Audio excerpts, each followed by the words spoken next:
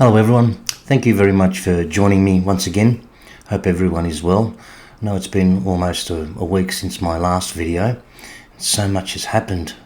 Seems every day you wake up and you take a look at the TV, if you still watch TV, that is, or you read the papers, or you listen to the radio, or scroll through social media. Stories are coming in thick and fast. And my last video on sacrifice, sacrificing just that little bit every single day to get closer to the good Lord. And as we see events unfolding around the world, boy, you need to get closer to the good Lord, don't you?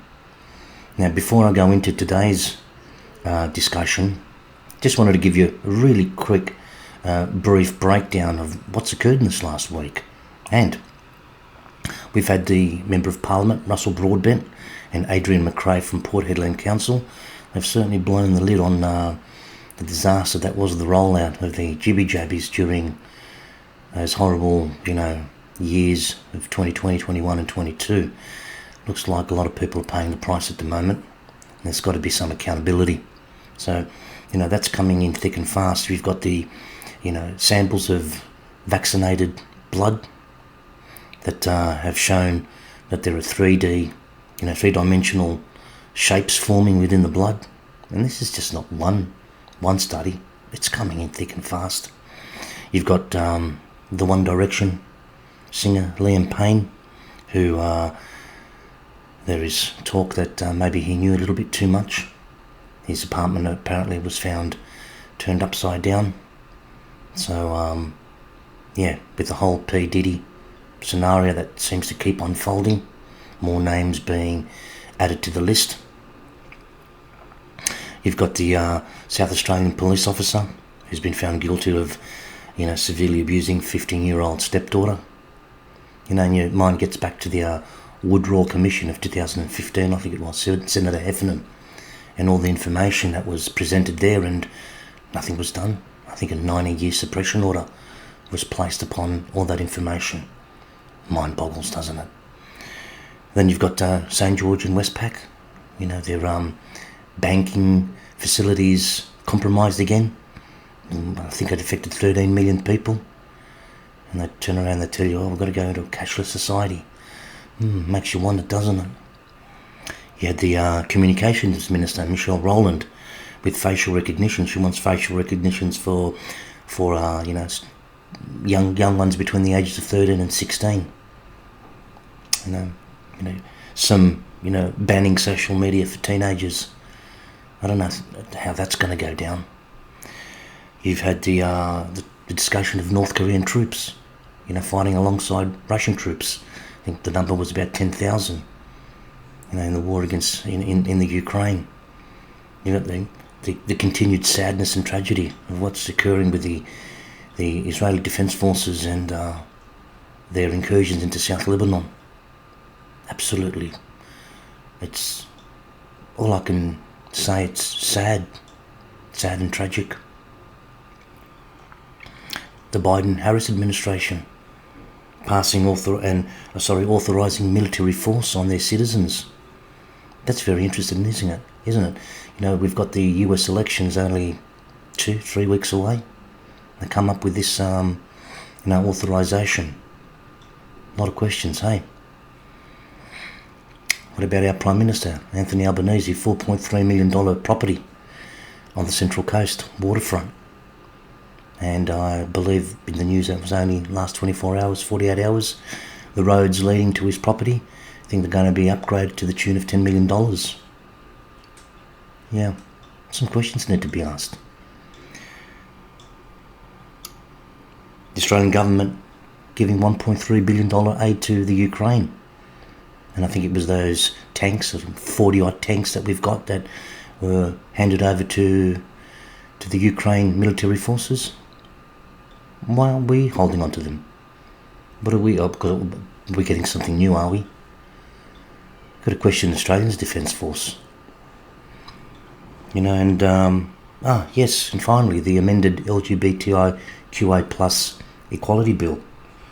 It's some of the stuff there. Men who alter their birth certificate to say they are female will be legally entitled to enter places like public toilets and restrooms, showers and change rooms, spas, gyms, single-sex facilities. How's that going to go down, ladies and gentlemen, boys and girls? You know, all these topics, all these discussion points, we can sit here and we can talk about them for the next 24 hours. And they involve every single one of us. But the main point I wanted to raise today, the issue, it concerns private ownership. And I just wanted to show you, I've got copious amounts of notes that I've taken for this. And it just goes on and on and on. Now, this is a lot of very interesting information. And it's not only interesting, but it's very disturbing in the same breath, because again, it involves every one of us. I'm going to do my very best. I'm going to give you a number of buzzwords and titles. I'm not going to break down all the information. If you want a really comprehensive look at what I'm going to present today, Kate Mason. She's the young lady who has been interviewed on a number of podcasts over the last handful of months. And she's done a really, really good job of providing a lot of very interesting information and crucial information. So what's it all about? Well, it's the Australian government transforming private property ownership using catastrophic climate modelling. And you're going to hear buzzwords and buzz phrases like community relocation and managed retreat. Now, this all stems from Australia signing or being part of something called the Sendai Framework for Disaster Risk Reduction. This was in 2015 and it goes through to 2030. And this comes straight from the United Nations. Now, any time I hear the United Nations, yeah, my ears prick and I think, questions. So, with this particular disaster risk framework, it affects all areas of not only New South Wales, because in 2022 we had something called the New South Wales Reconstruction Act, which was passed. Isn't it interesting? These acts are passed during the time of when everyone was, pressed with coercion and control and fear. They go off and they pass certain acts and pieces of legislation that affect every single one of us. And the point here that I'd like to make is that with all this discussion, they kept using words like there will be a high degree of collaboration in everything that they do. Well, I don't think there was a high degree of collaboration. I'm not quite sure if your local member of parliament informed you about this particular Sendai framework and the so-called disaster adaptation framework, and their discussion of state disaster mitigation plans and everything concerning that. Well, I certainly didn't get anything around my particular area.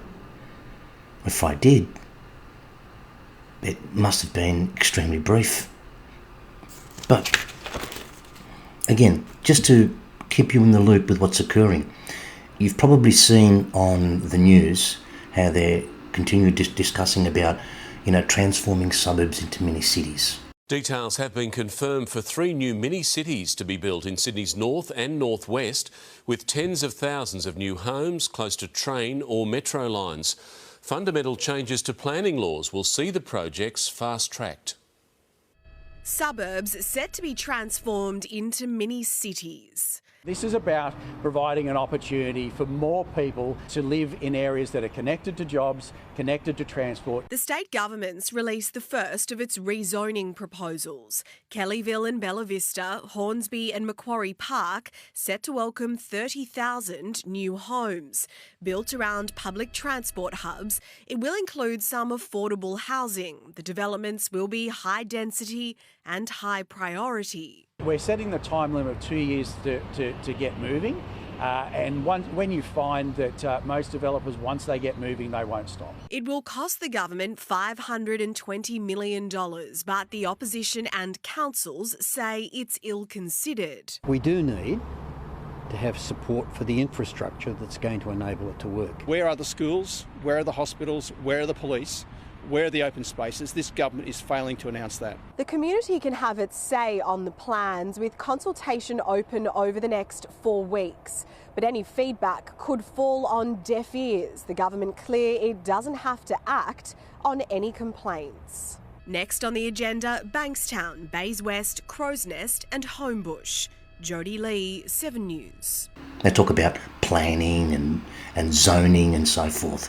Whenever councils discuss anything along those lines, because of this disaster adaptation framework and the fact that they signed up to this Sendai framework, which comes straight from the United Nations, all zoning, all planning has to align with this disaster adaptation plan. Now, within this disaster adaptation plan has what I mentioned earlier. It uses catastrophic climate modelling. Now, for example, state of New South Wales. New South Wales has 20 LGAs that have been highlighted that will be affected because of catastrophic climate modelling. Now, what's the catastrophic climate modelling? What are we looking at here? Well, what is classified as disaster under this particular plan? Bushfires, coastal hazards, storm surges, management erosion, cyclones, earthquakes. The last time I looked, Australia was sitting in the middle of a tectonic plate, and the whole discussion of earthquakes was negligible. But here we are, we've got earthquakes, floods, heat waves, landslides, severe thunderstorms, tornadoes, tsunamis. Now, the areas that are being looked at very, very closely are local government areas. The first one on the list, and how do they classify which is the most prone? You know, they take a look at the land, they take a look at the topography, and Central Coast is on the top.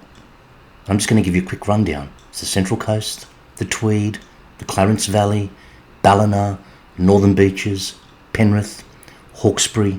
Sydney comes in at number 8, Lake Macquarie, Blacktown, Canterbury Bankstown, Sutherland Shire, Newcastle, Bayside, Liverpool Wollongong, Parramatta, Lismore is at number 18, Shoalhaven, and then the Inner West at number 20.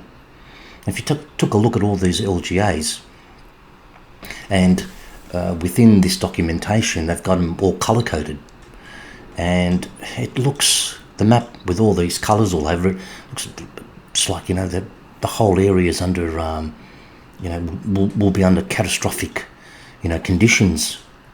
So, how does that affect you and I? Well, all the properties that are in those LGAs, be it land, be it houses. As an example, your home will have to have a particular star rating. Currently, most of the homes have a star rating between 1 to 3 out of 10. You will need to have your house at a particular star rating. And if you don't have it at a particular star rating, then you may have troubles with insurance. So what do you need to do to your house? You need to upgrade thermals, electrification, insulation, induction. There'll be no gas. Gas is not covered. Batteries, double or triple glazing of your windows.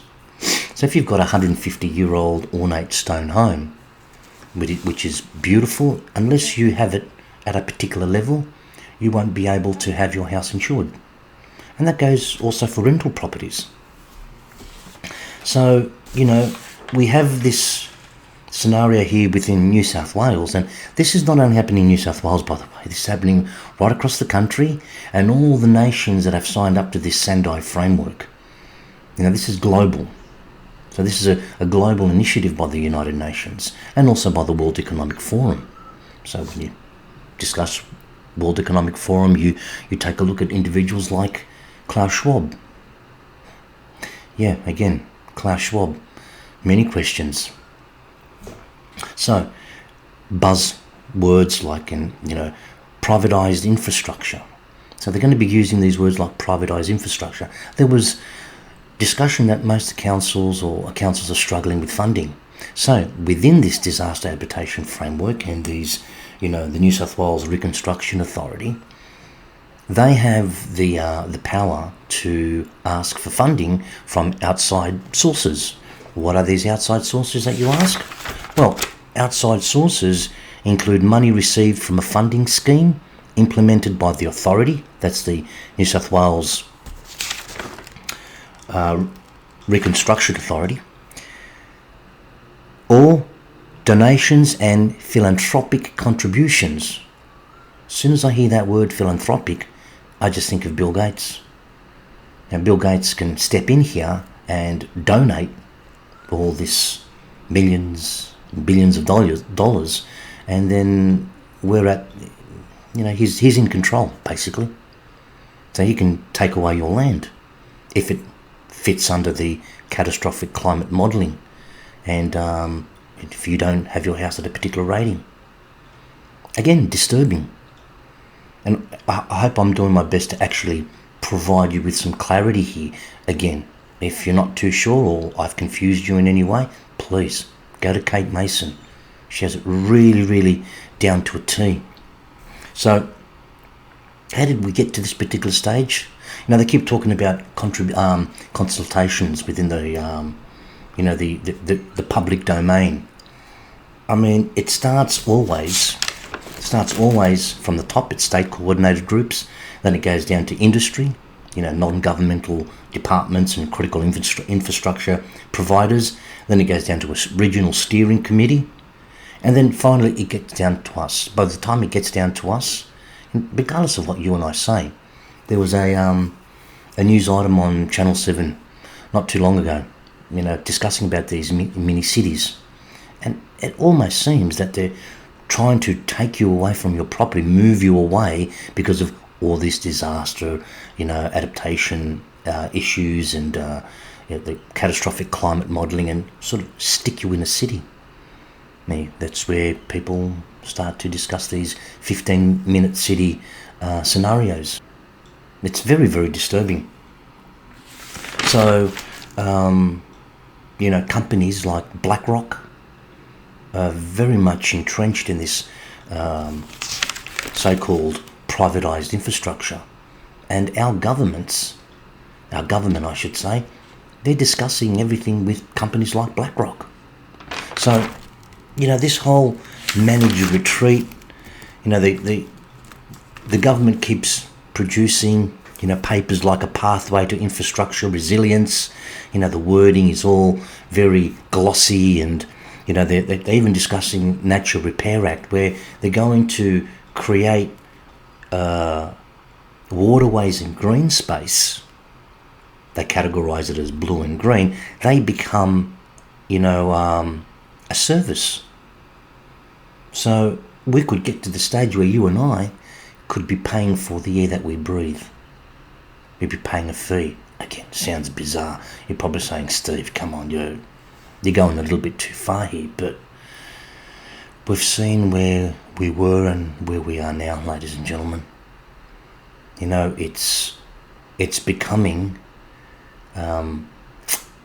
quite disturbing.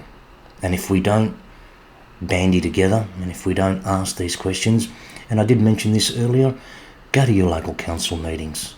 Provide them with information like this, because they all talk about social cohesion and well-being and high degree of collaboration, and we're going to do everything we can to make your life better. No, they're not.